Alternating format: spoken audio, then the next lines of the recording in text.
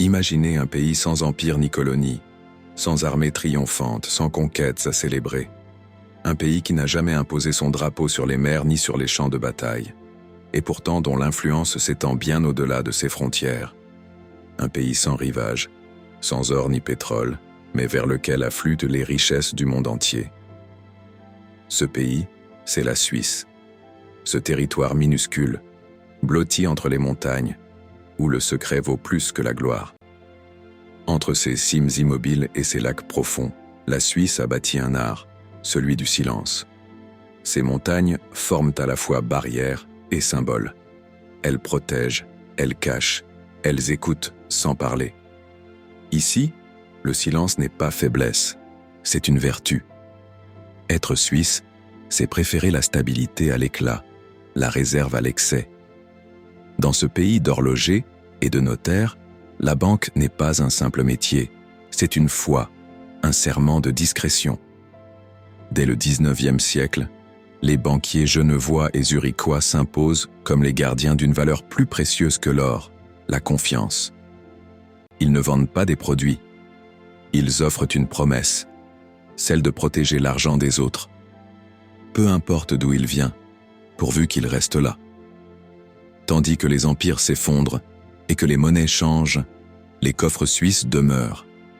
Leur neutralité devient un avantage. Pendant que l'Europe s'entre-déchire, eux perfectionnent leur arme la plus puissante, la confidentialité. Cette culture du secret plonge ses racines dans les traditions cantonales, où la discrétion fut longtemps perçue comme une valeur morale. Dans les cantons protestants, la parole donnée équivalait à un contrat. On respectait la confiance comme on respecte la foi. Quand la Suisse moderne naît en 1848, cette éthique devient pilier national. Le secret n'est plus seulement une habitude, il devient un symbole. Mais c'est au XXe siècle que cette vertu se transforme en pouvoir.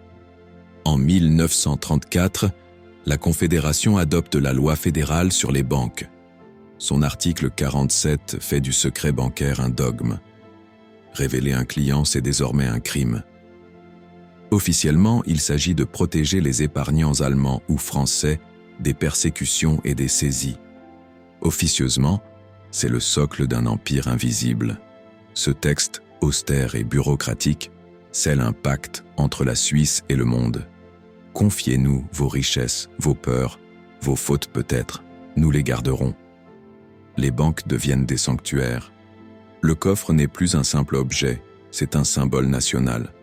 À Genève, Zurich, Lugano, les façades restent modestes, les enseignes sobres. Le luxe est intérieur, feutré. On y entre à pas lents, comme dans une chapelle, et le banquier, vêtu de gris, écoute plus qu'il ne parle. Son bureau sent le cuir et la cire. Ses mots sont rares. On ne signe pas un contrat, on conclut un pacte. Les registres se ferment sur des numéros, pas sur des noms. Le banquier suisse n'est pas un spéculateur, c'est un confesseur laïque. Il écoute sans juger, conseille sans interroger. Ici, l'argent n'a pas de morale, il a une adresse. Cette neutralité absolue fera la fortune du pays. Tandis que d'autres nations construisent leur richesse sur l'industrie ou la colonisation, la Suisse choisit une autre voie. Elle ne conquiert pas, elle garde. Elle ne montre pas, elle cache. Et dans un monde d'instabilité, cette discrétion devient un produit d'exportation. Les fortunes européennes affluent, les bourgeoisies inquiètes, les rois déchus, les industriels ruinés. Puis viennent les trafiquants, les exilés fiscaux, les dictateurs méfiants.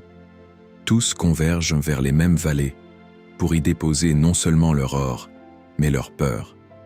La Suisse vend la sérénité, la paix d'esprit, le droit d'échapper au regard des autres.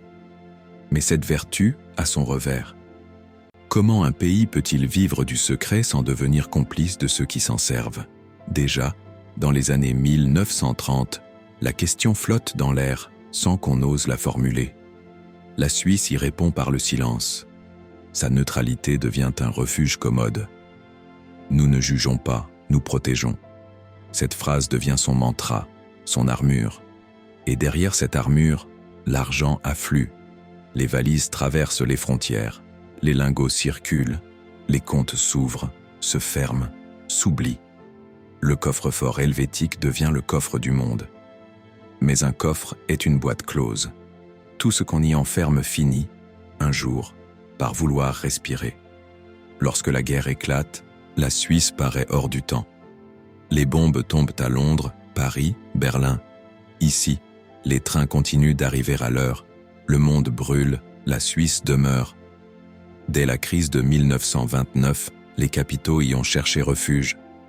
Et quand l'Europe sombre dans la folie, le silence helvétique devient un aimant. En 1934, le secret bancaire entre dans la loi. Ce simple article transforme un pays neutre en forteresse financière. Désormais, trahir un client, c'est trahir la nation. Les coffres deviennent des temples du non-dit. Les fortunes s'y mêlent sans distinction. Industriels allemands, réfugiés juifs, aristocrates ruinés, spéculateurs étrangers. Le secret protège tout le monde. Mais à mesure que les régimes se durcissent, les consciences s'assombrissent. Entre 1938 et 1945, les wagons d'or circulent, les lingots traversent les Alpes. L'Allemagne nazie, coupée des marchés, trouve en Suisse un corridor discret. L'or volé, fondu, recyclé transite par Zurich, Bâle, Berne. Les banques ferment les yeux, le secret les absout. Officiellement, la Suisse reste neutre. En réalité, elle devient la chambre de compensation de la guerre. Quand les Alliés découvrent, à la chute du Reich, les coffres vides et les archives brûlées, les soupçons convergent vers la Confédération. Les Américains réclament des comptes. Les Suisses répondent d'une voix calme. Nous avons traité avec tous les gouvernements, selon notre neutralité. Le mot devient un bouclier moral.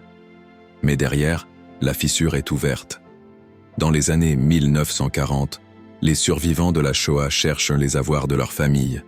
Les banques invoquent le secret, même face aux orphelins. Ce silence, jadis vertu, devient soupçon.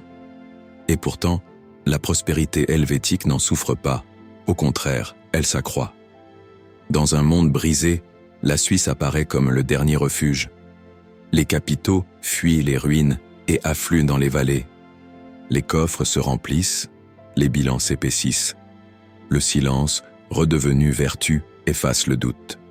En 1946, la Suisse sort de la guerre plus riche qu'elle n'y est entrée. Elle n'a pas seulement survécu, elle a prospéré. Les banquiers deviennent les nouveaux diplomates d'un monde incertain. Leur langue n'est pas celle des idéologies, mais celle du taux d'intérêt. Le secret helvétique s'impose comme un produit d'exportation, un service premium dans une planète en reconstruction. Tandis que les États-Unis inventent le rêve américain, la Suisse vend le sien, le rêve d'invisibilité. Les capitaux affluent de partout. Les vieilles fortunes européennes croisent les nouveaux riches du pétrole, les conglomérats américains, les industriels asiatiques. À Genève, les façades de pierre claire abritent les conversations les plus feutrées du monde. À Zurich, la Paradeplatz devient le cœur battant de la finance mondiale. L'argent circule par valise, puis par téléx, puis par câble sous-marin. Il devient fluide, immatériel, mais toujours invisible. La neutralité suisse prend alors un nouveau sens. Elle n'est plus seulement politique, elle devient commerciale. Dans un monde bipolaire, elle est la troisième voie, celle du refuge. Pendant la guerre froide, les diplomates des deux blocs s'y croisent incognito. Les espions y échangent des fonds. Les régimes autoritaires y déposent leurs réserves. La Suisse devient le pays de l'ombre élégante, du compromis silencieux. Dans les années 1960, les pétrodollars du Moyen-Orient affluent. Les banquiers suisses deviennent les gardiens des fortunes du désert. Puis viennent les dictatures d'Amérique latine, les rois africains, les entreprises américaines. Le monde entier confie son argent à ce petit pays sans mer. Le secret n'est plus seulement un droit, il est devenu un produit. Mais à mesure que les coffres se remplissent, le doute grandit. Derrière la discrétion, on pressent la dissimulation. Les États commencent à s'interroger. Combien d'impôts perdus? Combien d'avoirs cachés? La Suisse répond encore par le silence. Dans les années 1970, La prospérité helvétique atteint son apogée. Les banques gèrent plus d'argent que la plupart des États. Le franc est fort, l'économie stable, la réputation intacte. Les banquiers incarnent la rigueur et la mesure. Leur ton est posé, leur costume irréprochable. Ils se veulent les gardiens de la confiance universelle. Mais déjà, sous la surface, quelque chose se fissure. Le monde s'accélère, la transparence devient une exigence. Les États, endettés, cherchent à rapatrier leurs capitaux. Le mot « paradis fiscal » commence à hanter les couloirs des chancelleries. La Suisse nie, s'offusque, plaide la tradition. Mais l'histoire avance. Ce royaume du silence, né de la prudence et élevé à la puissance, ne le sait pas encore. Il approche de son crépuscule. Car, dans le siècle nouveau qui s'annonce, la discrétion cessera d'être une vertu pour devenir un crime. Et le pays qui avait bâti sa gloire sur le secret devra, pour la première fois, apprendre à parler.